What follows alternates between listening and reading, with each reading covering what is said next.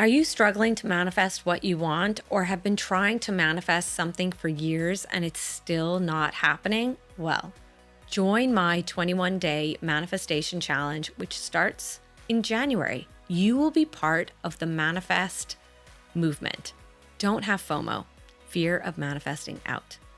Join the challenge at pausepenny.com.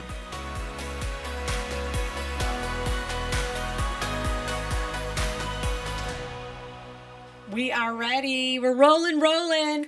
What's up, the manifest movement? I have got all of 5'9.5" of Ivana Miličević. Did I say that right? You did. I did, girl. I did. And she is 5'9.5" of a total vibe.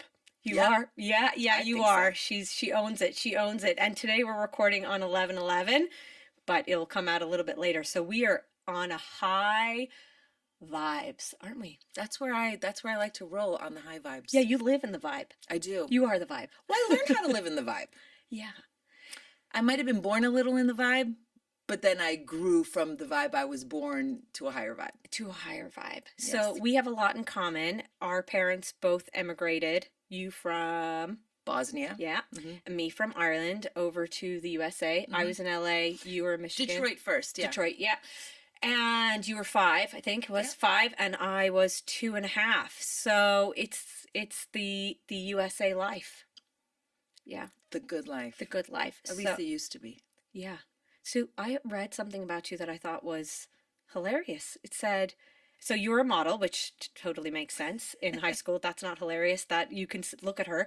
But that you did stand-up comedy. I sure did. I did. When I first started, so in the 90s in Los Angeles, right, I was modeling. And at that time, they did not want models as actors. It was just not the time for that, which is also why supermodels became a thing. So I decided to do, first of all, I loved stand-up. That was my first love, even before acting. I loved watching stand-up. I liked going to stand-up. I liked improv. So I started to do stand-up at the Comedy Store. And then I got discovered by a manager there, and then I started to act and go on auditions and stuff. Yeah, it's the most badass thing I've still ever done. There's nothing scarier than going up on stage and they're like, yeah, we're here for you to make us laugh. Go ahead, please begin. You're like, it is so gnarly. I mostly died, honestly, because I didn't ever carry on with it, because I discovered I much prefer to be funny with a group of people. I want us to be funny together. I like to yes and it back and forth I just don't enjoy it as much. Yeah, but that is like an anchor. Rejection at its highest level. Like people being on stage being like, yeah, you're just not funny. Oh or you probably were funny, but it has to be a collective. It's not just, it's like you could be doing the same set another night and it kills, and the night before it didn't.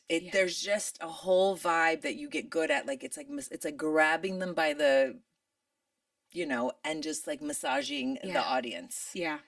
And you know when you have them and you know when you don't, which is the beauty of live anything, and the terror of it. And the terror. So tell us how you got into manifestation, because this is going to be all about you, everything you've manifested, what you believe manifestation to be. So where did it all begin?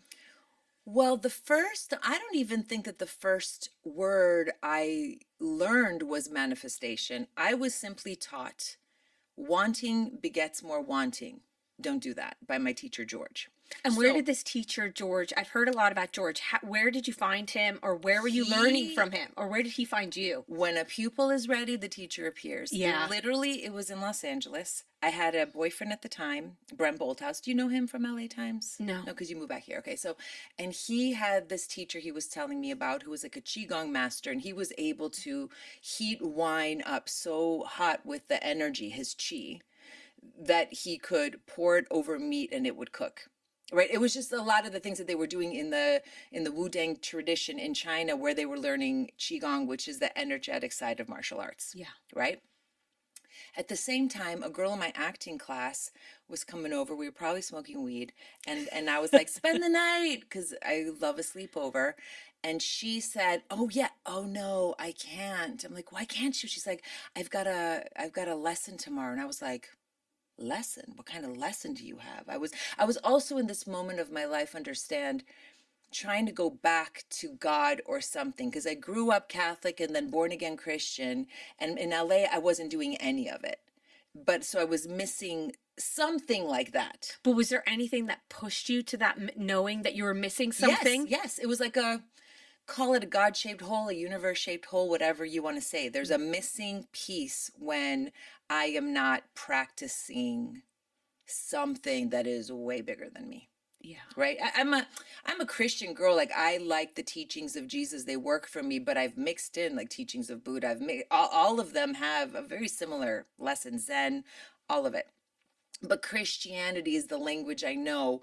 But the way George taught it was so, where you're like, oh, now it makes sense. Whereas everything else, you're like, I don't think God hates gay people, actually. Like, so there's just things where you're like, absolutely not. So he came at me from these two different directions. That girlfriend who I was wanting her to spend the night, she's like, I have a lesson. I was like, what kind of lesson? She's like, like a life lesson. I was like, can I come to your life lesson? This sounds amazing. And she's like, no, it's kind of a private session. She's like, but he does a Bible study. And I was like, what's his name? George. I call my boyfriend. I'm like, what's the name of that Qigong master? I just knew, even though she's coming at it from life lesson, he's coming at it from Qigong, like meditative martial arts. And it turns out it was the same guy. And I was like, I am going to this thing. I show up to the Bible study. All these, California hippie-like people are like milling about. And he's like, okay, let's begin. And everybody lays down on the floor. And I'm like, what is happening? And so they all meditated before they started to read something out of John, right, in the New Testament. So his whole thing was, first, we're going to get into the level of consciousness from which this book was written. Not this, like, just read it like you're, learning your ABCs, like get into the state from where it was written. So he would stop us and teach us. So that was where I met the teacher that then years later was like, today's lesson, my dear, is wanting begets more wanting, which brings us back to your original question. So I was like, well, what wanting, how do you get anything without wanting it first? Isn't that the first step before you do anything? Like, I want to cross the street to go to the store, so I'm going to go cross the street. He's like, no, dear. And do this with me. All right. I'm going to do this exercise with you. Because I've been wanting to do this with you since I met you. But by the way, guys, this, like, I had a call with Ivana and we were talking about wanting, because my first step in the manifestation box is, what do you want? And I used that word. And Ivana said to me, that triggered me, just like vision boards trigger you. Mm-hmm. And we had this conversation about the want. And I had this aha moment that I get it because I know all the principles. But you said, what are you open and ready to receive? Mm-hmm. And what are you inviting? What are you inviting? And what are you ready for? Yeah. Because you might, like, quote unquote, want to have a baby or a soulmate, but you might not actually be ready. You might be open to receiving more shitty guys because that's what you're accepting. You'll have a baby. Maybe you'll have a baby. Careful. Yeah. Careful. So the first thing that George did to me with the wanting thing, I wanted to show you the difference in energy. Close your eyes or keep your eyes open. Just think really hard of what you want. And I'm using that word specifically. Think of what you want real bad. Just think of what you want. Okay? Yeah. Just feel what that feels like in your body. Yeah. Okay? Shake it off. Now close your eyes and just start thinking about what you have. It can literally be skin. Yeah. It can be hair on your head, right? Yeah. Anything. Did you notice a difference in your body between the two energies? Because I could see a difference in your body between the two energies. Like, the things that were coming up in my mind was, the first one, I'm like manifesting being on a stage in LA. That's my thing. So it's kind of excitement. And then what I have is love with kids. Okay. So I'm not Interesting. sure. So, well, what your body did to me was when you were thinking about what you wanted, you're thinking. You were tight. You're tight. You were like, which means you're more repulsive. You're not as magnetic. Yeah. When you got into having, you immediately relaxed. Like, literally, your atoms opened up. Yeah. And this is why, to me, the wanting is a subtle defilement. And I think it is perhaps wiser to use a better word to get that thing across. Because the moment you step into that energy of wanting, you are tight. Yeah. You have become, you've turned the magnet off. And Because you're like, I want, it feels constipated. And once you get into the having of anything, you're like, I have this studio space right now. I have this friend. I have these beautiful technicians that are recording this. Once you're in that, it's a different vibe. So I didn't know anything about manifesting when he taught me, but he did not allow wanting. yeah. And I get that, because it's like wanting is lack, wanting is attachment, wanting is Yep. holding. Yes. And it's knowing where you want to go in life, but being open to what the universe might bring, but also open to being it, to feeling it. Yes. You've got to be in the feels. This is what he then said. Yeah. He was like, okay. He's like, give me an example, dear. I said, I want to go to Michigan for Thanksgiving to be with my family. Have I told you this story? I think I've heard, you were telling me a nut butter. Yes. Yeah. So I want to go to Michigan for Thanksgiving. I have to be able to get there. I have to want to go there so that then I can buy a plane ticket and go to Michigan. Yeah. And he said, okay, dear, close your eyes. Picture the things you have. And this is a really fun part, because once you start visualizing what you have, like, you can really feel the change in energy in your body. So you're feeling you're picturing the things you have, you're feeling the feeling of having. And then he goes, okay, feel that. Color it with love and say out loud, very important that your ears hear it, I have a perfect life. And now, dear, with that feeling of having, picture yourself around the Thanksgiving table, having corn and eating all your food. Like, my mouth is salivating. I am like literally like talking about what we're grateful for in my imagination, fully there with my family. They are all incredible cooks. I'm eating the Thanksgiving dinner, having family time, and I'm like, I get it. I totally get it. I get what it looks like, right? And I did that, and I was like, got it. So I went and bought a cheap ticket. A couple of days later, I get a phone call. I have an offer to do Love Actually, that Christmas movie, where they are flying me to London to work on it, flying me to Detroit for Thanksgiving, and then flying me back home to LA, all first class. Get it, girl. Love Got that it, for girl. you. Got it. Manifested. Yeah. And so I was like, oh, so that one ticket I bought totally. But you took was action wasted. as well. I did take action, and a better thing happened. You're right. I wasn't going to, I suppose, would I have just been like, got it, now I'm just going to wait for it to happen? I did take action. I still think that the biggest action I took, though, was generating the feeling of having. The vibrational The frequency. vibration, because George taught me at least that the emotions you generate are the actual motor of what makes it happen. Yeah. Right? Which is why he always said, like, tell me your thoughts and beliefs and I'll tell you your experiences. Tell me your experiences and I'll tell you your thoughts and your beliefs. People are acting very, very luxurious with their negative thoughts and their beliefs and their feelings. I understand it, of course.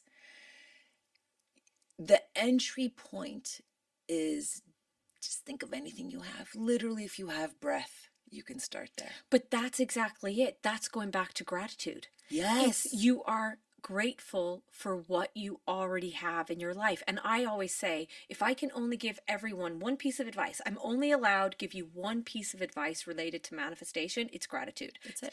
A grateful heart is a magnet for miracles and for manifestation. If you are listening to this podcast, you can hear.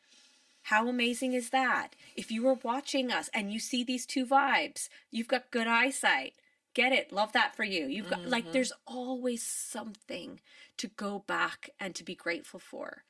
There is. Always. There is. So, but what about really, like, we'll use the term, someone wants to bring into their life, they want to meet a soulmate or they want to have a baby, and, like, life is moving along. They're hitting 40, which is a lot of people. I didn't have a baby or get married till I was like 44. 44. So, are you even 44? I'm 42. You're a little tiny baby and you've got 1,000 children and I didn't even have one till then. So first of all, Settle down. You've got plenty of time to still manifest this for yourself, to believe it into happening, to feel it into happening. So let's take a step back and talk to the women and the men out there that want to meet a soulmate, want to have a baby, acknowledge they're maybe over 40, but what society is telling them, what their doctor is telling them is, your eggs are old, you're older, you're Sure, I was 30, I had 4 kids between the age of 5 kids, if you include Polly, who passed away, 35 to 39. Imagine. Wow, no, I can't. Because that is not 20. Yeah. Do you know? And my mom said that there's such a difference between when she had a baby at 30 to 20, like even 30, and I was like 44. I had a grandchild. I skipped right over to it. And, but what was that? What did that process look like for you?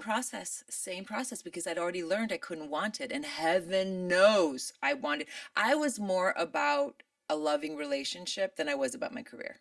I was a boy crazy girl. So, and see, I didn't care that much about my career, and I had a really good one. Not I didn't care. Of course I cared, but I wanted a relationship more. And do you know what George said to me? Because one day after one of my other terrible breakups, or I asked him, I was like, George, am I ever going to get a husband? And he goes, dear, it's more likely that you won't want it than that you won't have it. And that melted my brain, because I had... Okay, let's say that again. Okay, exactly. It melted my brain too. Okay. It is more likely, mind you, I'm on a path, right? Yeah. It's like, it's more likely that you won't want it than that you won't have it.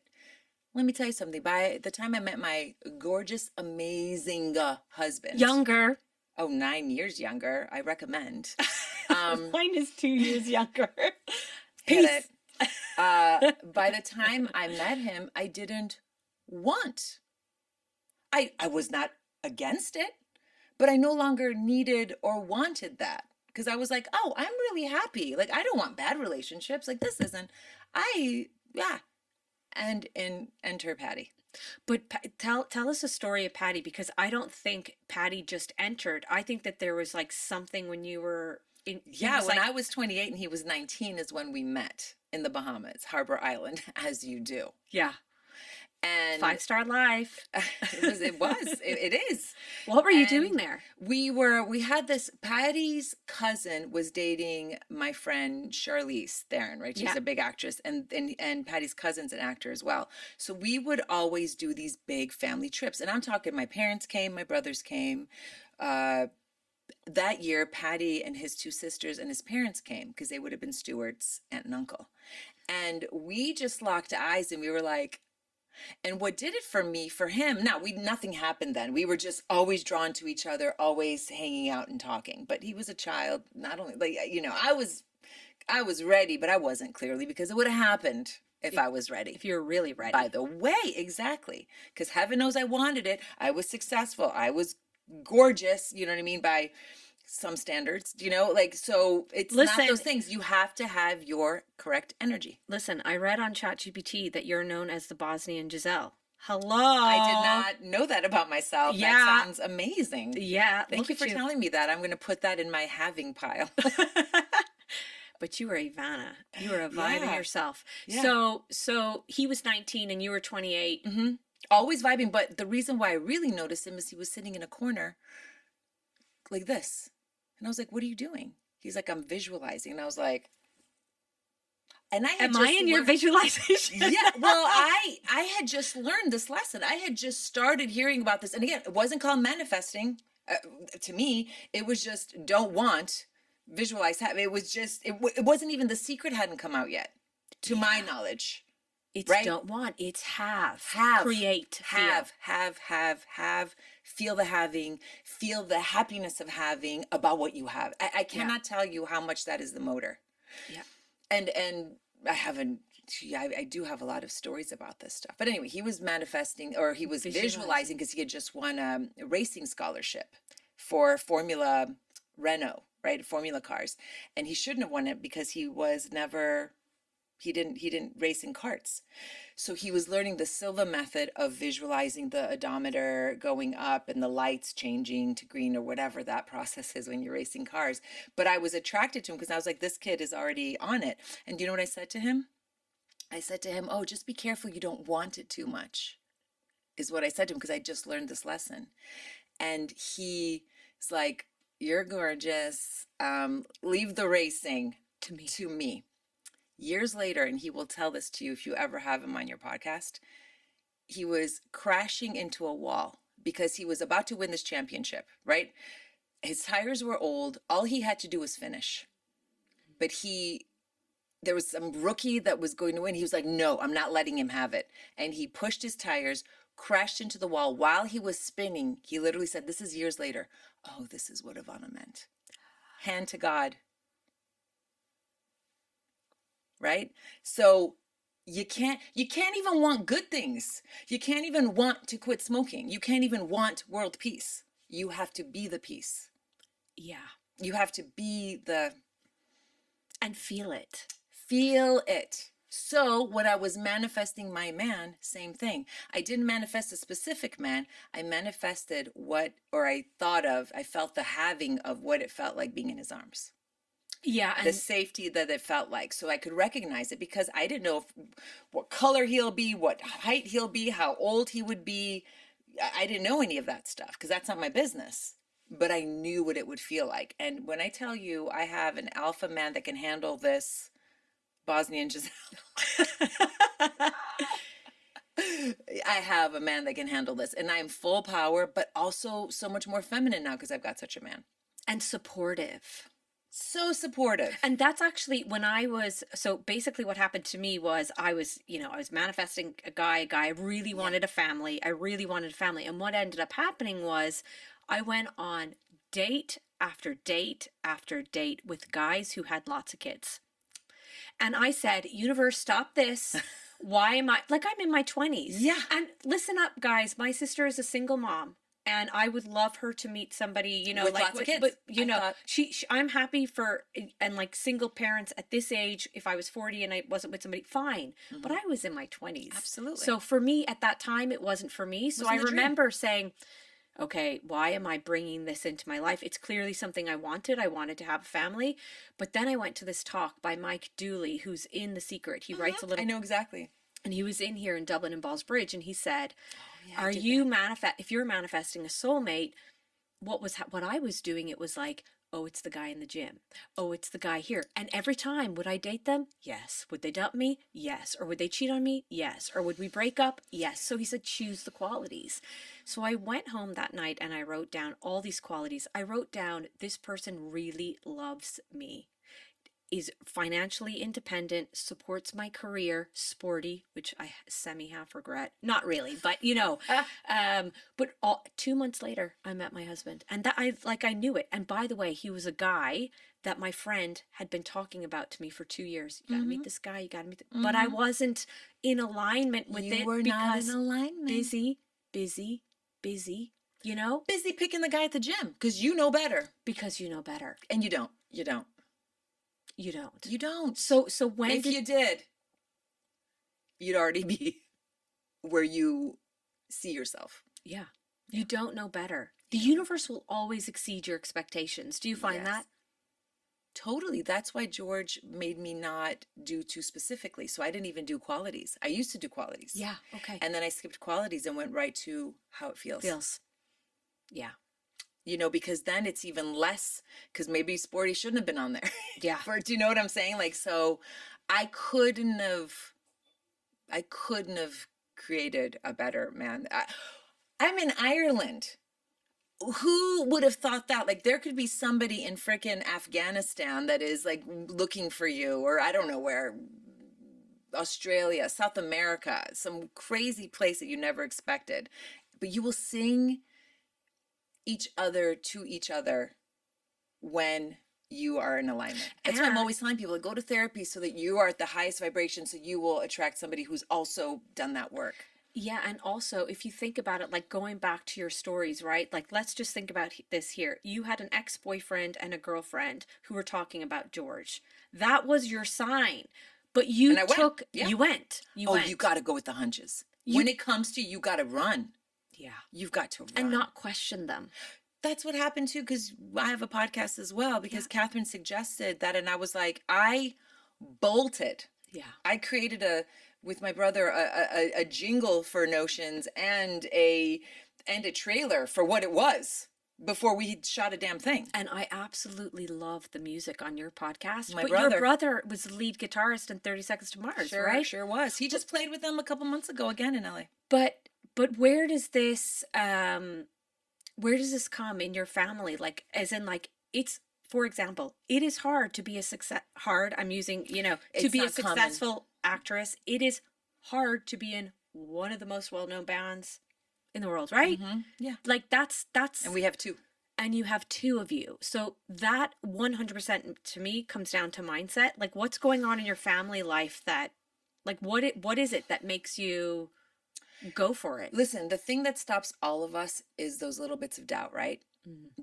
That's what slows everyone down. And I think it's a measure of, do you have more, when it's all added up, is there more belief in that you can than that you can't? Because I don't know where I got the balls and the notion, but the moment in high school I learned that you can act for a living, because I was like, oh, well, then I can be every career. I'm ADD. Like, I want to do painting and weaving and that thing where you make the rugs and a little sculpt. I want to do everything. So I was like, oh, I can be a lawyer. I can be a hit woman. I can be a mom. I can be a bride. I can be all these different things if I'm an actress.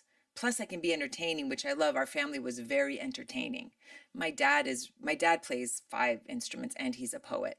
My mom does so many of the traditional arts. So I think we were just artists. And then maybe because they had the balls to come to America, they were like, well, then I guess we can do anything now. Was there any pushback from your parents? Like, oh, it's hard to make it doing that. Yes. People were doing what's your plan B? And I never had a plan B. But I was a model first at a time where, again, they weren't looking for models who could speak to put them in movies. Like, now they are. Like, they're like, great, you're gorgeous and great. Everybody has co-collaborated everything. Like, musicians are artistic directors of fashion brands. Like, everything's a mod, which is beautiful as long as it works. So I got pushback from people, but I just didn't listen. I graduated high school early and I moved to LA, one-way ticket to Hollywood, literally. And little by little, it happened. Now, it didn't happen I haven't won an Oscar, and I have so many friends that have, but also it wasn't, I didn't want that much. I was more open to it. I didn't want a baby. I did not want a baby. Phoenix, if you ever hear this, it's just that I wasn't like, no part of me was this about a baby. I was like, what are the chances? I raised my brothers, so I knew how hard it was. So I wasn't like, babies are hard. I was aware of that. But then when I met Patty, we were just never careful, not one time ever. So I was like, what are the chances? And then, so again, I didn't want a baby either, and it happened. I can't give you any other stories except for what it was for me. And I feel terrible for the women out there. They've got so much propaganda or truth or scientific evidence or whatever saying that the birth rates are dropping and the eggs are drying up and the semen is not good and everything. And I didn't hear that because I wasn't about it either. So I was lucky there. But be in the having, and then the right thing will happen. I don't know what to say. I hope everyone has all their dreams come true. But I'd rather their greatest good come true. Yeah. Than their dreams. What is for their highest good? It's not what you want. It's what you need. I'm very comfortable with that, though. I grew up with faith, meaning I was out of the chute. I had faith. I felt God early, and I was like, no one can convince me otherwise. What changed in my life is how it was taught to me, not it. But if someone right now is struggling, right? They're struggling, say with money. They're struggling to meet somebody. They're struggling with everything, and they don't have the faith. They don't have these. Start with small faith. Yeah. Start with teeny tiny faith. So how do you do that? I have fingers. The moment you say I have, it is changing the quantum field. That first moment, the moment you start, it's already different. And then you're like, oh wait, look at this. I also have knees. Look at this. I have legs. Oh, I have a friend that just said hello to me. And I'm going like, what if this person is without a home? Little by little, it grows, your faith grows, your experiences grows, your level of consciousness grows. At every level, there is an equal power of abundance. Because some people, how many people or stories have you heard of people winning the lottery and all gone poof? So clearly you need to be the vessel, the container needs to be ready for the blessings. So work on the container so that when the good things come, you are ready. And you keep it. And you know how to multiply it. And you don't just, there's people who cannot hold on to money. They can't. They're like, even if it's given, they're like, whether they're sharing it or just they lose it. Yeah. They literally lose it. There's something there. So George also said, he's like, these are your divine rights. These are yours by divine right. Love, joy, peace, health, wisdom, prosperity, abundance, comfort, and protection. Okay, let's go with those 9 again. Okay. I really like those.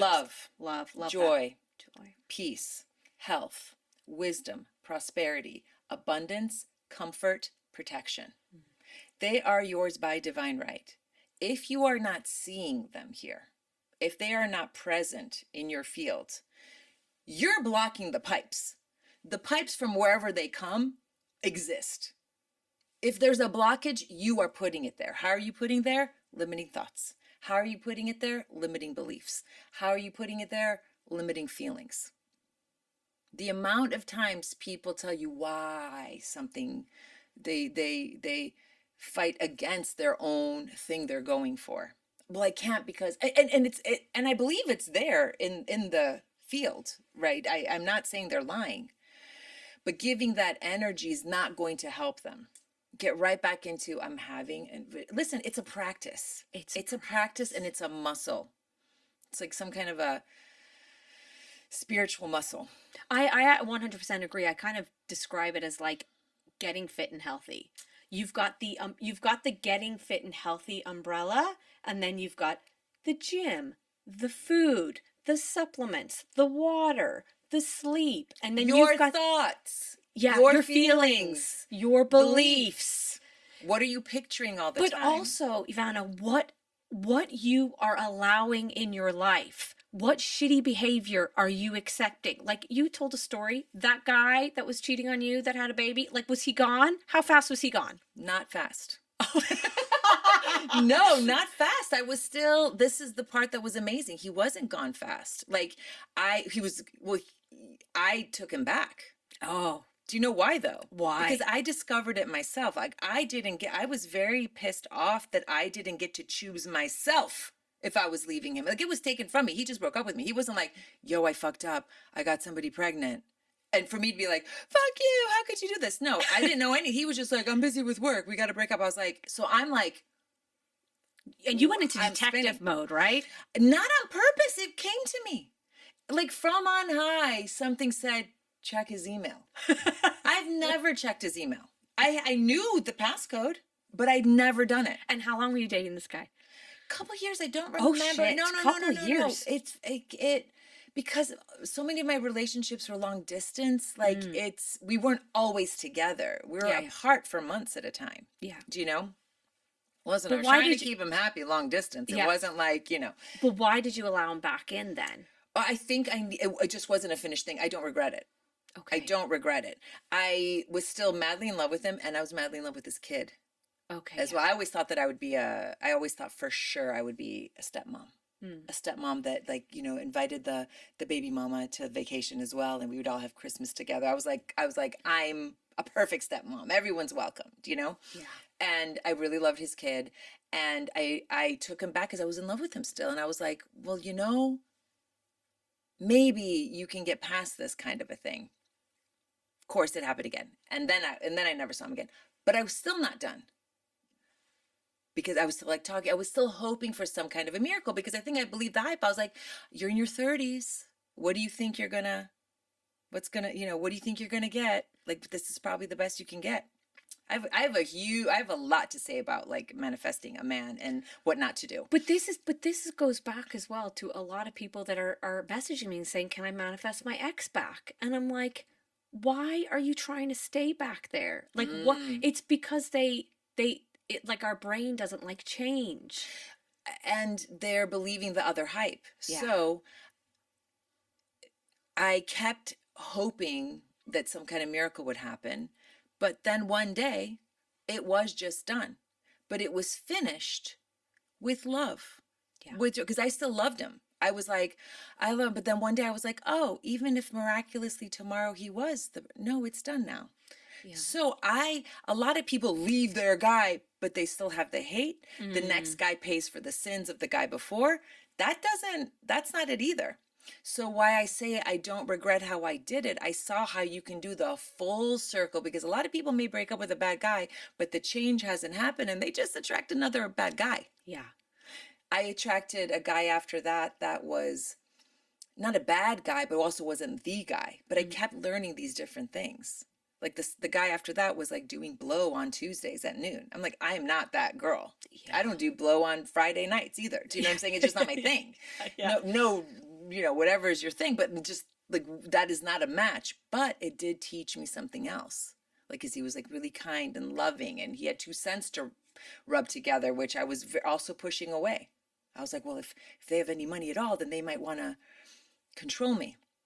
Or then maybe then the assistant buys a bracelet. I can't have that. So let's go back to what George would say about that, and what George would say about God. abundance and acceptance of gifts. So first of all, let's think about the majority of people are trying to manifest abundance, right? Mm-hmm. And a lot of people just genuinely are complaining about money. Everything's so expensive. It's so hard. Yeah. And yeah, okay, prices have gone up. Fair enough, but you don't have to make. I'll give you an. I went to Don't Tesco. dwell on it.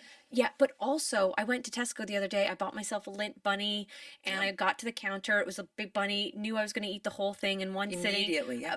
Bought it. It was, and I got to the scanner. It was €6 because I never look at the prices, and I was like, And I said, Yvonne, you don't make a comment on the price. You either put it back or you're paying for it. And maybe you don't get it again because you just need like a little piece of chocolate. You don't need to pay €6 for a bunny. Maybe you do. Maybe you don't.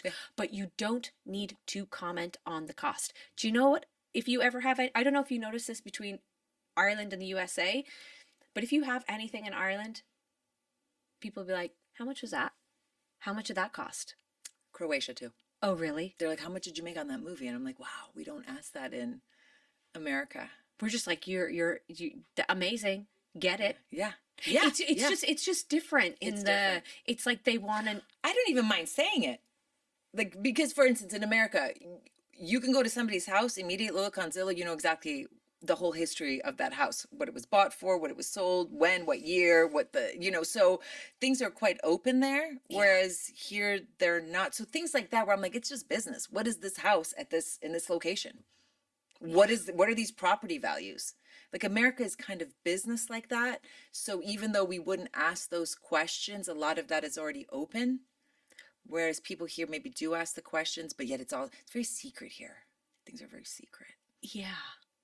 Yeah. It's one thing. I was listening to Grace Andrews, who built up the Diary of a CEO podcast. She's the marketer. She's gone out on her own, but she's in the UK, and she talked about how she felt like in the UK, and I feel this a little bit in Ireland, that people aren't excited in Ireland and the UK necessarily about your success, whereas in the US are like, she can do it.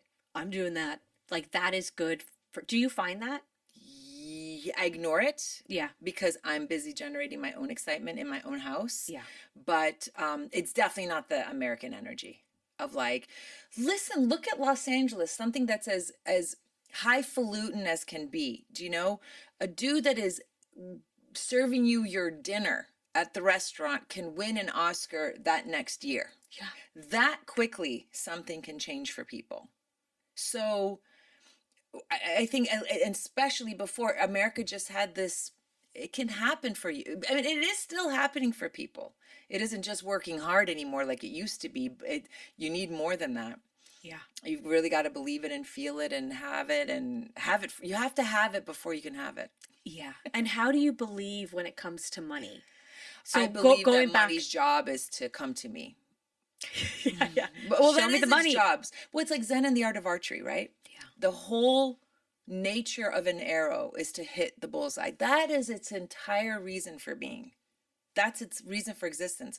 So when you are, I don't know if you've ever done archery, it's a beautiful sport. So the whole point of what you're doing is to get out of its way.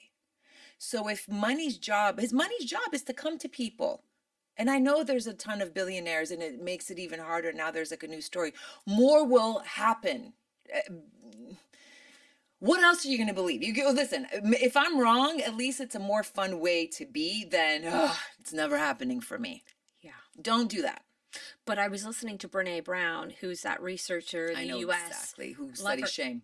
Yeah, studies shame. And she said that our hardest emotion is joy, because we don't want to we'd rather live in, I don't want to get my hopes up. And for example, this is like even when I wanted to have a baby, right? Like when I was manifesting having a baby, I would always say to myself, get your hopes up, because the fall is the same when you have a miscarriage. 100%. Even if you just say, oh, it probably won't happen. I completely agree. It doesn't matter. The fall is the same.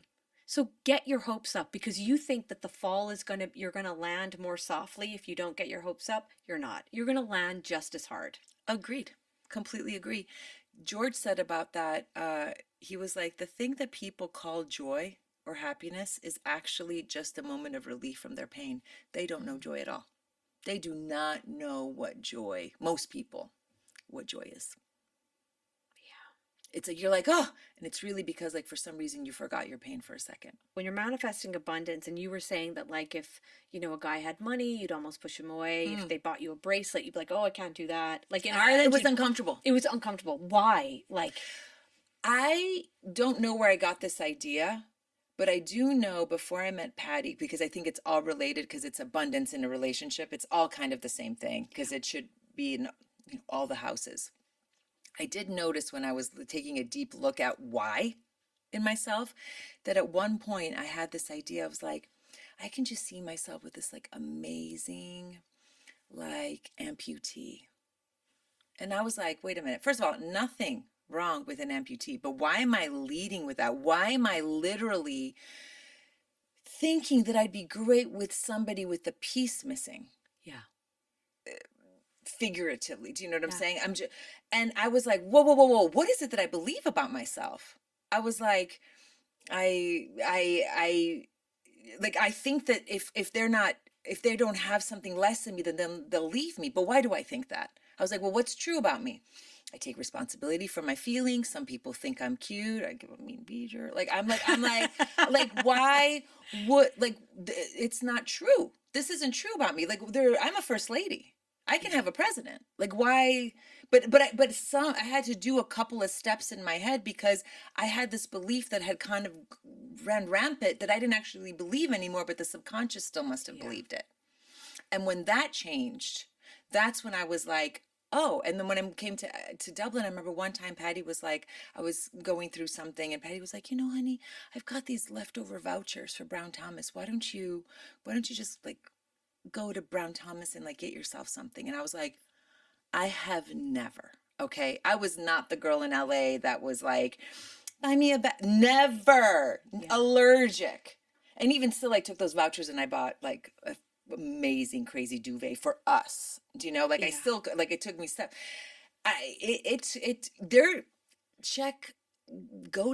Write down what it is you believe.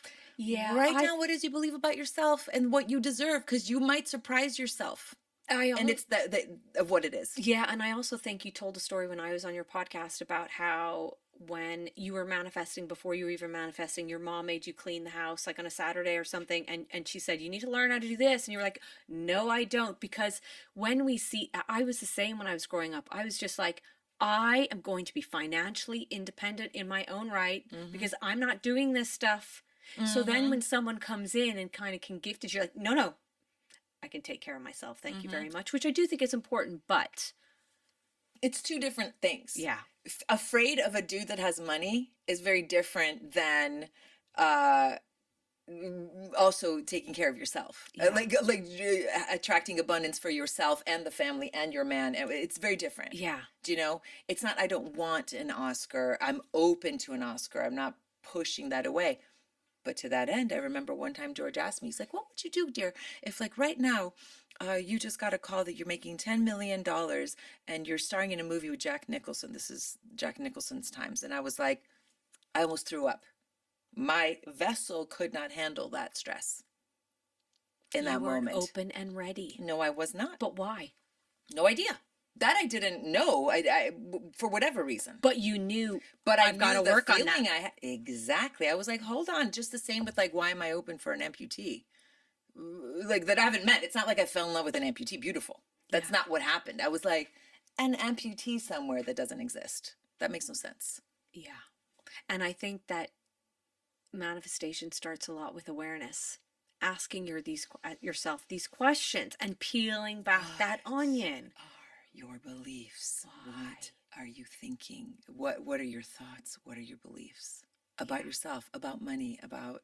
You will be shocked at what you believe when you ask why enough times. Yeah. So what's next? What are you open and ready to receive in your life? I realized that I'd rather be Alex Cooper at this point than Nicole Kidman. Do you know what I mean? Like, I'd rather have influence. See what I almost did there? I am open. I am open. I am into sharing love and joy. Yeah. I would like when people to listen to the podcast to be like, oh my God, I need to spend some time with my best friend.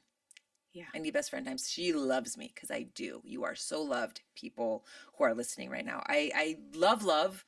I love spreading love and joy. So how that comes, I still don't care. Yeah. What if it happens where you're like, no, you are to be a photographer. Okay. It doesn't, the how I do it actually doesn't matter to me. What it looks like. But do you still go to LA for acting auditions and stuff like that? I do them here. I do them here. No, I still do them, of course. Yeah. And I have an agent here and stuff like that. I'm open to all that stuff. It's less attractive because it usually means I have to leave my family. Yeah. So I'm not as gung-ho when I can come down the street here and record interesting people or go to LA on my terms for as long as I want to interview people there, which we're going to go do. Yeah. And the thing about it at the end of the day is I was thinking about this myself when I was getting ready to come here. I was like, Yvonne, what does success look like to you? And success looks like to me, I was just thinking, doing things I love with ease. That's it. Writing the book, but not being under this financial constraint or anything like that. Doing my podcast with ease, with people I like. Yes. You know, like doing content creation with ease. Exactly. And money flowing. And money with ease. Flowing with ease. It's still showing up. There is work to be done in keeping your mind clear. Yeah. Cleaning that junk out. So people are like, oh, you can't just sit there. George did call it the butt system, but there is work to be had. But you can sit on your ass and say, it's so hard for me, everything's so expensive, I'm never going to get the job. Or you could sit on your ass and be like, I am so grateful for this ass, this peachy ass, this lovely couch. This loved ass. Yeah, this book that I'm reading. So you could be sitting on your ass complaining, or you could be sitting on your ass with good positive vibes. So which one is it? Which vibrational frequency? Which wave? Which wave? You've said this before. Which wave are you riding on? That's it. I say that to atheists. I'm like, you know, you walk into a room and it's a bad vibe. You walk into a room in a good vibe. Yeah. But you've got some dominance over vibes. 100%. You have. 5'9.5" of Ivana Miličević. Look at that. Go girl. The Manifest Movement. What's up? And you can check her out on Instagram. You can check out her podcast, Notions. We'll be back. Round 2.0. Yeah. I love it. Whoop, whoop.